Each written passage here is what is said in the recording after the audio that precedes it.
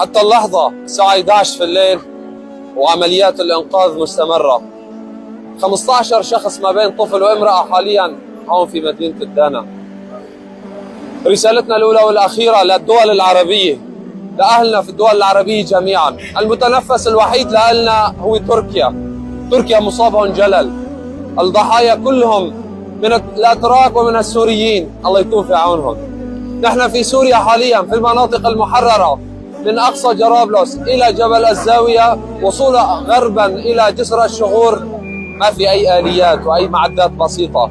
هناك أبنية بحالها حتى هذه اللحظة ما تم الانتشال منها أي ضحايا. التوقعات تستمر عمليات الانتشال 15 يوم، يعني اللي عايش بكرة بيموت، واللي عاش لبكرة بيموت بعد بكرة. الرسول صلى الله عليه وسلم ما وصاكم بأهل الشام؟ ترى أهل الشام هون، اللي مخربط أهل الشام هون. إذا مفكريننا بلا قيمة أو بلا شيء أو إدلب أو شيء فأنتم غلطانين.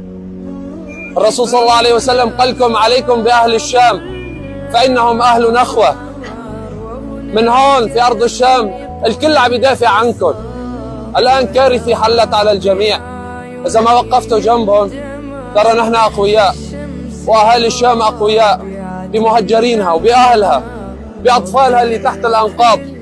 ساعدوهم، بحاجة لمعدات، بحاجة لتدخل دولي لإنقاذ الضحايا والمدنيين. 1000 حالة وفاة حتى اللحظة ما بين نساء وأطفال فقط في إدلب وريف حلب من المناطق المحررة. أكثر من 2000 عالقين تحت الأنقاض وأصوات الأنين واصلة. أعملوا بقول الرسول صلى الله عليه وسلم وعليكم بأهل الشام فإنهم أهل نخوة. أهل الشام راح يظلوا أهل نخوة حتى لو خذلتوهم. أملنا فيكم كبير. للدول العربية جميعا اتدخلوا بكل طاقتكم لإنقاذ الأهالي وإنقاذ النساء وإنقاذ الأطفال العالقين تحت الأنقاض. شكرا لكل مدني، شكرا للدفاع المدني، شكرا للجهات الإسعاف، وشكرا لكل شخص عم يقوم بعمليات التكافل الاجتماعي حاليا بحجرة بصخرة بأي شيء لحتى ينقذ طفل ينقذ امرأة. الخبر اللي بدي أعطيكم إياه حاليا امرأة ولدت طفل تحت الأنقاض. الطفل عاش والامرأة ماتت. وحاليا قصص كثير وحكايا كثيرة، إذا بضل بحكي من هلق لساعتين ما بتكفي. عليكم بأهل الشام، عليكم بإنقاذ أهالي الشام. قلنا إن ساعدتوهم فلكم الخير، وإن ما ساعدتوهم فأجركم على الله.